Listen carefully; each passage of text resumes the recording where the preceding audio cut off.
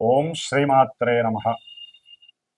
ఓం జ్ఞానానందమయం దేవం నిర్మలస్ఫటికాకృతిం ఆధారం సర్వవిద్యానాం శ్రీ హయగ్రీవముపాస్మహే.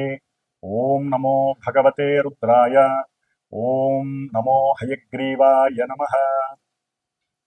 వీక్షిస్తున్నటువంటి ప్రేక్షకులందరికీ కూడా ఈ శ్రావణ మాసంలో మనకి ఆగస్టు 23వ తేదీన శ్రావణ అమావాస్య, ఇది శనివారం రోజున రావటం, అలాగే మఖా నక్షత్రము అంటే పితృదేవతలకి సంబంధించినటువంటి నక్షత్రము మఖా నక్షత్రం. మరి అలాగే వారానికి అధిపతి శని. ఈ శని కూడా మరి మనకి పితృదేవతలకి సంబంధించినటువంటి తిథి అమావాస్య. మనకి కర్మ విమోచనాన్ని ఇచ్చేవాడు, కర్మల్ని అనుభవింపజేసేవాడు శని. మరి కర్మల్ని అనుభవిస్తేనే కదా మనకి మోక్షము కలిగేది. కాబట్టి అనుకోకూడదు, కానీ మోక్షానికి ఒక రకంగా ఇండైరెక్ట్గా మనకి సహకరించేవాడు శని భగవానుడు. మోక్షం రావాలంటే పరిపూర్ణమైన కర్మలన్నీ అనుభవించాల్సిందే. కాబట్టి ఆయనకి ప్రతి క్షణము మనం దాసోహమే శని భగవంతుడికి. మరి అలాంటిది శ్రావణ అమావాస్య శనివారము మఖా నక్షత్రము రావటం చాలా చాలా విశేషప్రదమైనటువంటిది. ఎవరైతే అమావాస్య రోజున జన్మించి ఉంటారో, ఎవరైతే శనివారం రోజున జన్మించి ఉంటారో, ఎవరైతే శని నక్షత్రాలైనటువంటి పుష్యమి, అనురాధ, ఉత్తరాభాద్ర ఈ నక్షత్రాలలో జన్మించి ఉంటారో, అలాగే మఖా నక్షత్రము కేతు నక్షత్రము. కేతువుకి 3 నక్షత్రాలు ఉంటాయి. వాటిల్లో అశ్విని నక్షత్రము, మఖా నక్షత్రము, అట్లాగే మూలా నక్షత్రము. వీటిల్లో ఈ నక్షత్రాల్లో జన్మించినటువంటి వారు వీళ్ళందరూ కూడా ఈ రోజున పరమేశ్వరుడికి చక్కగా నువ్వుల నూనెతో అభిషేకాన్ని చేయించుకున్నట్లయితే చాలా విశేషమైనటువంటి దోషాలు విముక్తి కలిగి పుణ్య ఫలితాలు కలుగుతాయి.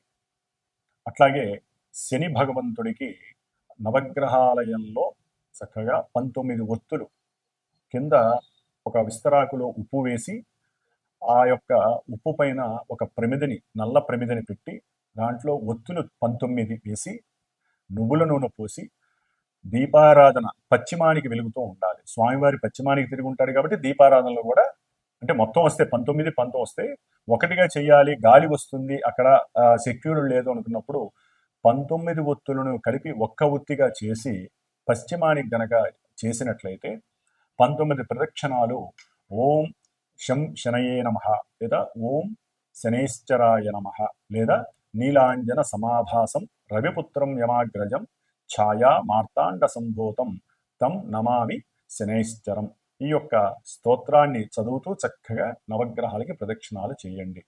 అట్లాగే ఇది అయిపోయిన తర్వాత హనుమంతుల వారు కంపల్సరీ మస్ట్ అండ్ షుడ్ హనుమంతుల వారికి కూడా ప్రదక్షిణాలు చేసి ఇంత బెల్లము, అరటి పండ్లు ఆయన దగ్గర ఒక తమలపాకేసి పెట్టి ఆయనకి ఆరగింపు చేయండి. అట్లాగే నువ్వుల ఉండలు చక్కగా శనీశ్వరుడికి నివేదన చేసి బెల్లంతో చేసిన నువ్వుండలు చేసి ఒకటి స్వామివారి దగ్గర పెట్టి అందరికీ కూడా చక్కగా పంచివేయండి. అది మీరు 18 మంది 19 మందికి పంచుకుంటారా, 8 మందికి ఇస్తారా అనేది మీ యొక్క ఆర్థిక స్తోమతను బట్టి మీరు బేరీజ్ వేసుకోండి. ఈ విధంగా శని భగవంతుడికి చక్కగా ఆరగింపు చేసి అందరికీ ప్రసాదం చేయండి. అన్నిటికన్నా ముఖ్యమైనటువంటిది పరమశివుడికి కంపల్సరీ నువ్వుల నూనెతో అభిషేకం చేయించడానికి ప్రయత్నం చేయండి. దీని వలన శని దోషాలు, నక్షత్ర దోషము అంటే ఈ ఇందాక చెప్పిన నక్షత్ర దోషాలు, అమావాస్య రోజున జన్మించిన వారి యొక్క దోషాలు, ఏలినాటి శని దోషాలు, అష్టమ అర్ధాష్టమ శని దోషాలు, ఆకస్మికంగా కలిగేటటువంటి ప్రమాద దోషాలు, కాళ్ళు విరగటం, ఎముకలు విరగటం, మోకాళ్ళలో నొప్పులు, లేకపోతే జారి పడేటటువంటి అవకాశాలు ఎక్కువగా వస్తున్న వాళ్ళకి, ఎక్కువగా పడుతూ ఉంటారు ఎప్పుడు కూడా వాళ్ళందరికీ, అట్లాగే ఎన్నో రకాలైనటువంటి నరములకి సంబంధించినటువంటి సమస్యలు ఉన్నటువంటి వారికి ఇలా చేయడం వల్ల కొంత ఊరట లభిస్తుంది. ఆ రోజు యొక్క విశేషత్వం వలన శ్రావణ మాసం కూడా లక్ష్మీదేవి కటాక్షం కూడా కలుగుతుంది. అది మీరు తర్వాత ఇంటికి వెళ్ళి చక్కగా అమ్మవారి లక్ష్మీ సహస్రనామం చేసుకోండి. శ్రావణ మాసం అమావాస్య కాబట్టి ఆ యొక్క విష్ణు సహస్రనామాన్ని, లక్ష్మీ సహస్రనామాన్ని కనుక నామపూర్వకంగా చేసుకున్నట్లయితే ఆ యొక్క అనుభవం చాలా గొప్పగా ఉంటుంది మీ ఇంట్లో. కాబట్టి ఈ విధంగా చేసుకోండి.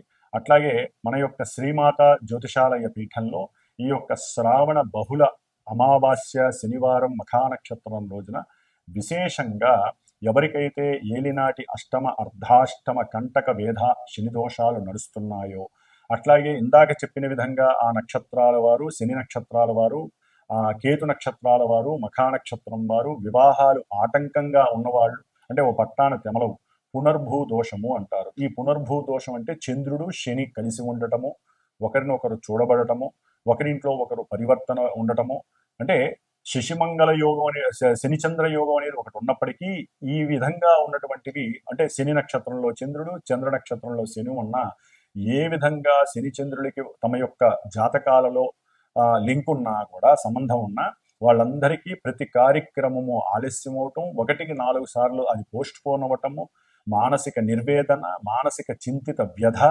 మనస్సులో రకరకాల వికార భావాలు, ఒక రకంగా చెప్పాలంటే ఎంత ఫాస్ట్గా మనసు వాళ్ళు చేద్దామనుకున్నా పూర్తి ఎగైనిస్ట్గా ఆలస్యంగా జరగటం, దాని వలన జరిగేటువంటి డిసప్పాయింట్మెంట్స్ వలన, అట్లాగే తల్లి యొక్క అనారోగ్య బాధలు, అట్లాగే ఇంకా ఎన్నో రకాలైనటువంటి సమస్యలు, ముఖ్యంగా వివాహపరంగా సమస్యలు అనుభవిస్తున్న వాళ్ళు, వివాహం ఎంత కాలమైనా వివాహం కాని వాళ్ళు జాతకరీత్యా కంపల్సరీ వీళ్ళకి శనిచంద్రుల యొక్క దోషం ఉంటుంది, జాతకంలో చూపించుకుంటే తెలుస్తుంది. అట్లాగే సంతానం బాగా ఆలస్యం అవుతుంది. శని దృష్టి పడితే కనుక సంతాన స్థానంలో శని ఉన్న సంతాన స్థానాన్ని, ఇంకా కొన్ని స్థానాలని శని చూస్తున్న జాతకంలో, ఒరిజినల్ జాతకంలో కంపల్సరీ ఆలస్యాలు అవ్వటం, ఓ పట్టాన్ని తెమలకపోవటం, ఇంకా రకరకాల వేధలు ఈ శని వలన కలుగుతూ ఉంటాయి. కాబట్టి ఇంతటి విశేషమైనటువంటి శని అమావాస్య రావటం చాలా విశేషప్రదం. ఇవన్నీ మనకి బోనస్ లాంటివి. ఇది దోషభూయుక్తమైంది కాబట్టి ఎవరైనా మీరు కనుక వచ్చి, అంటే సంతానం గురించి కానీ, వివాహం గురించి కానీ, లేదా ఏదైనా ముఖ్యంగా కొన్ని కోర్టు సమస్యలు ఓ పట్టాన తెమలో వాళ్ళు కానీ, వీళ్ళందరూ కూడా కంపల్సరీ వీలుంటే నన్ను సంప్రదించి మన పీఠంలో జరిగేటటువంటి ఈ యొక్క శనిగ్రహ పాశుపత హోమము, అట్లాగే నవగ్రహ నక్షత్ర హోమము జరుగుతుంది. చివరిలో లక్ష్మీదేవి యొక్క శ్రీసూక్త హోమం కూడా జరుగుతుంది. ఉన్నంతలో ఈ యొక్క హోమం జరుగుతుంది. కాబట్టి ఈ వారం రోజుల్లో ఎవరైనా కనుక నన్ను సంప్రదించినట్లయితే, ఈ హైదరాబాద్లో ఉన్న వాళ్ళైతే కనుక అవసరం ఉంటే తప్పనిసరిగా కేటాయించి ఒక 3 గంటలు ఆ హోమంలో కూర్చునే అవకాశం తీసుకోండి. ఒకవేళ దూరంగా ఉండి వేరే ఇతర స్టేట్స్ కానీ, వేరే రాష్ట్రాల్లో, జిల్లాల్లో ఉన్న వాళ్ళు రాలేకపోయినట్లయితే వారు నాతో సంప్రదిస్తే, మీ గోత్రనామాలు ఇస్తే వీడియో ద్వారా మీరు దాన్ని చక్కగా చూడవచ్చు. ఆ ప్రసాదం కూడా మీకు అందుతుంది. కాబట్టి ఈ యొక్క అవకాశాన్ని సాధ్యమైనంత వరకు ఎవరు దుర్వినియోగం చేసుకోకండి. ఎవరైనా అవకాశం ఉంటే ఉజ్జయిని మహంకాళేశ్వరుడు గుడికి వెళ్తే కనుక శని అమావాస్య రోజున ఈ జీవితంలో వాళ్ళు ఎన్నో జన్మల యొక్క కర్మ భ్రష్టత్వాలన్నీ పోగొట్టుకున్న వాళ్ళు అవుతారని ఎవరో కాశీలో ఒకానొకప్పుడు ఒక మహాయోగి చెప్పాడు నాకు, ఒక 15 ఏళ్ల క్రితం. కాబట్టి ఆ అవకాశం అందరికీ ఉంటుందో లేదో తెలియదు, కానీ ఉజ్జయిని మహంకాళేశ్వరుని మనసులో తలుచుకోండి ఆ రోజున. అట్లాగే ఈ యొక్క కార్యక్రమంలో పాల్గొనడానికి ప్రయత్నపూర్వకంగా సంప్రదించండి. తప్పకుండా మీకు కూడా ఆ యొక్క అనుగ్రహం, శని అనుగ్రహం రుద్రుడి ద్వారా కలుగుతుందని గట్టిగా చెప్పగలుగుతున్నాను. ఓం శం శనేశ్వరాయ నమః. మకర రాశి. మరి మకర రాశి వారికి తన యొక్క సొంత క్షేత్రాధిపతి శని, కుటుంబ ధనస్థానాధిపతి శని. మరి ఈ శని భగవానుడు 3వ స్థానంలో ఉండి తృప్తిగా ఉన్నాడు. సంకల్పాలన్నీ సిద్ధిస్తాయి. లేట్ అయినా సరే, ఆలస్యమైనా, కొన్ని విఘ్నాలైనా, ఆటంకాలు ఎన్ని ఎదురొచ్చినా వీళ్ళ యొక్క స్వశక్తి చేత, స్వయం కృషి చేత కార్యాలన్నీ ముందుకు తీసుకెళ్లే అవకాశాలు ఉంటాయి. ముఖ్యంగా వీరు మకర రాశి వారు ఈ ఆగస్టు 23వ తేదీన మఖా నక్షత్రంలో కూడినటువంటి శని అమావాస్య, అంటే వీరి యొక్క ఇందాక చెప్పినట్టుగా శని వీళ్ళకి చాలా యూస్ఫుల్. వీళ్ళ వ్యక్తిత్వ వికాసానికి కానివ్వండి, ఏదైనా మాట్లాడితే ఫలించాలన్నా మాట్లాడితే కానీ ధనం రాదు వీళ్ళకి. ఏదో కంపల్సరీ మాట్లాడాల్సిందే, తప్పదు. మరి నిదానంగా మాట్లాడతారు, ఆలోచించి మాట్లాడతారు. అవతల వాడిని బేరీజ్ వేసి అవతలవాడు ఎంత మాట్లాడాడు కూడా దాన్ని లెక్క చూసుకొని మాట్లాడే వ్యక్తిత్వం ఉన్నటువంటి వాళ్ళు మకర రాశి వాడు. కాబట్టి గమనిస్తూ జాగ్రత్తగా మాట్లాడతారు. ప్రతి దాంట్లో అకౌంటబుల్గా ఉండే మనస్తత్వం వీళ్ళది. ఒకటి సంకల్పం అనుకుంటే నిదానంగానైనా సరే దాన్ని నెరవేరుస్తారు. అది మంచి అయినా చెడైనా ఏదైనా సరే వీళ్ళ మనసులో ఏముందో మనకు తెలియదు, కానీ చాలా జాగ్రత్తగా ట్రీట్ చేస్తారు. మరి అటువంటిది వీళ్ళకి అష్టమాలు, మరి మఖా నక్షత్రం అంటే కేతు నక్షత్రం, అష్టమంలో ఉన్నాడు ఆ కేతు. కాబట్టి వీళ్ళకి మృత్యుతో కూడినటువంటి కొన్ని సమస్యలు. మరి ఎందుకండి, మరి బాగానే ఉన్నాడుగా శని అంటే, శని వక్రించి ఉండేసరికి మారక స్థానమైనటువంటి రెండవ స్థానం మీద కూడా ఆయన యొక్క పట్టు ఉంటుంది. అంటే ధనపరంగా కొన్ని నష్టాలు, అంటే ప్రయాణంతో కూడినటువంటి ధన నష్టము, ఎవరికైనా అప్పు ఇచ్చుంటే వాళ్ళు తిరిగి ఇవ్వక వీళ్ళు మళ్ళీ అప్పు చేసి వేరే వాళ్ళకి ఇవ్వాల్సిన పరిస్థితి, చైన్ రియాక్షన్, ఇట్లా ఎన్నో రకాలైనటువంటి సమస్యలు, ఆర్థికపరమైనటువంటి ఇష్యూస్ వీళ్ళని తర్జన భర్జన చేస్తాయి. అట్లాగే కుటుంబంలో సంతానం గురించి, సంతానపరమైనటువంటి సమస్యల యందు, అంటే సంతానం ఉంటారు, వాళ్ళతో మాట్లాడే విషయంలో కొంత ఫాస్ట్గా రావటం, వీళ్ళకు ఉన్నటువంటి అనుమానాన్ని వ్యక్తీకరించడం ద్వారా సంతానానికి వీళ్ళకి కొంత చిన్న ఎడబాటు కలగడానికి అవకాశాలు ఉంటాయి, దూరం అవడానికి అవకాశాలు ఉంటాయి. కొంచెం ఇక్కడ జాగ్రత్తగా ఉండాలి.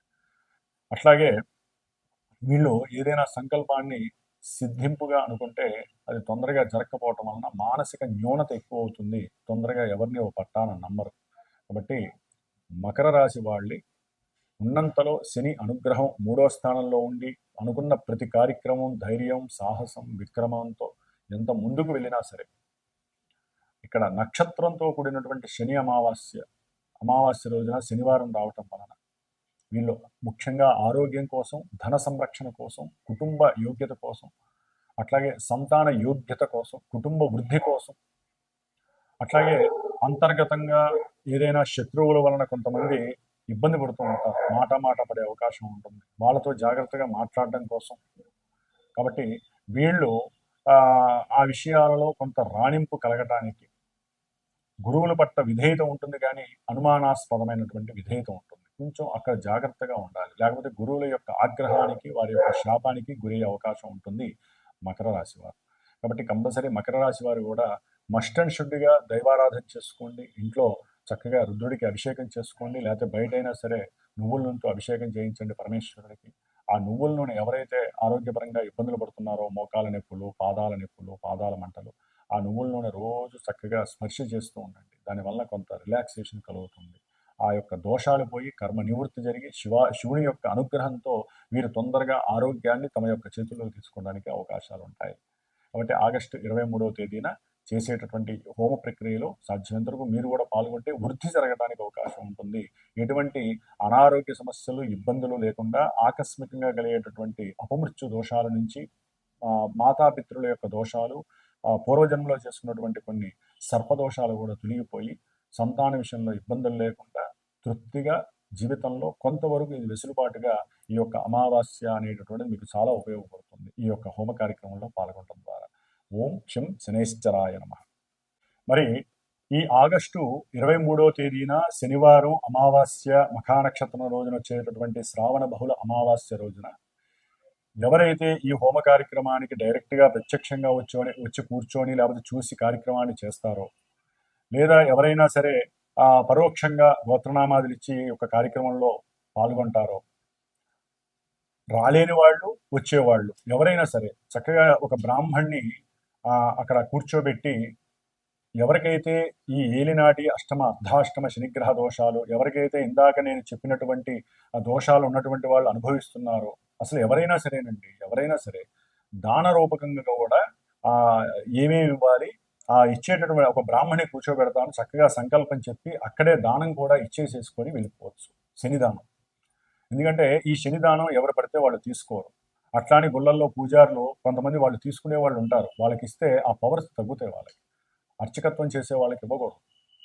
అట్లాగే దానికంటూ ఒక నల్లటి బ్రాహ్మడు, లేకపోతే దానికి కేటాయించుకొని ఓపికగా ఉండి 60 ఏళ్ళు పైపడినటువంటి ఒక వృద్ధ బ్రాహ్మడు కూర్చొని ఈ యొక్క దానాలు తీసుకునేటటువంటి వ్యక్తికి మీరు ఇచ్చినట్లయితే కనుక శని యొక్క దోషము తొందరగా పోవడానికి అవకాశం ఉంది. కాబట్టి ఈ యొక్క అవకాశాన్ని కూడా నేను సంకల్పించుకున్నాను. కాబట్టి ఆగస్టు 22వ తేదీ శుక్రవారం, శ్రావణ శుక్రవారం మధ్యాహ్నం లోపల ఎవరైతే నాకు గోత్రనామాదులు ఇస్తారో, దానం ఇచ్చేవాళ్ళు కూడా నాకు తెలియజేస్తే ఆ దానానికి సంబంధించిన సామాన్లు మీరు తెచ్చుకున్నా చాలా శుభప్రదం. లేదా తేలినటువంటి వాళ్ళకి నేను అన్ని ఏర్పాటు చేస్తాను, అక్కడ మీరు హోమం అయిన తర్వాత లేకపోతే హోమానికి ముందు ఒక సమయం కేటాయించుకొని ఆ సమయంలో మీరు ఆ బ్రాహ్మడికి దానం ఇచ్చేసేసి చక్కగా అక్కడ ఆ హోమాన్ని చేసుకున్నట్లయితే కనుక చక్కటి ఫలితం కలుగుతుంది. ఈ శని అమావాస్య రోజున శనిదానం నల్ల నువ్వులు అవన్నీ ఉంటాయి, నేను చెప్తాను, వాళ్ళందరూ అవి తెచ్చుకొని ఇవ్వచ్చు.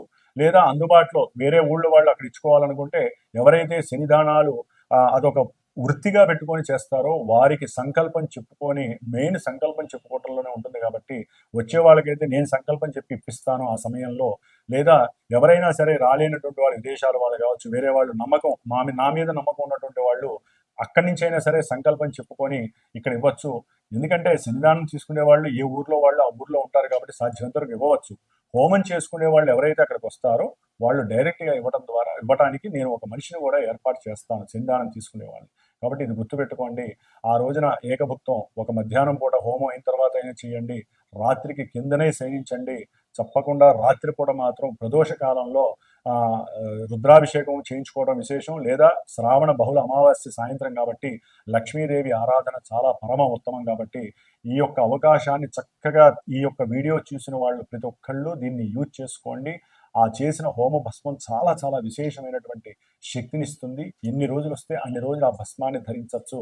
కాబట్టి ఈ యొక్క యోగాన్ని భోగంగా మార్చుకునే ప్రయత్నం మీ చేతుల్లోనే ఉంది. కాబట్టి ఇది తక్కువ అమౌంట్లోనే అందరికీ అందుబాటులో ఉంటుంది. విడిగా హోమం చేయాలంటే చాలా ఎక్కువ ఖర్చు ఉంటుంది.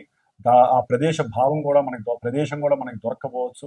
కాబట్టి నా యొక్క పీఠంలో ఈ యొక్క విశేష కార్యక్రమాలు జరుగుతూనే ఉంటాయి. కాబట్టి ఈ యొక్క కార్యక్రమాన్ని మీరు కూడా తనివితీరా చేసుకోండి, వచ్చి చేసుకోవచ్చు. లేదా ఫోన్ ద్వారా వీడియో ద్వారా చూసి తరించి మానసికంగా వ్యక్తిగతంగా ఆరోగ్యాన్ని మానసిక శక్తిని పెంచుకోవడానికి శని భగవానుడు మనకిచ్చేటటువంటి శుభప్రదమైనటువంటి అవకాశంగా భావించండి. ఓం శం శనైశ్చరాయ నమః. పరమేశ్వర అనుగ్రహ ప్రసాద సిద్ధిరస్తు.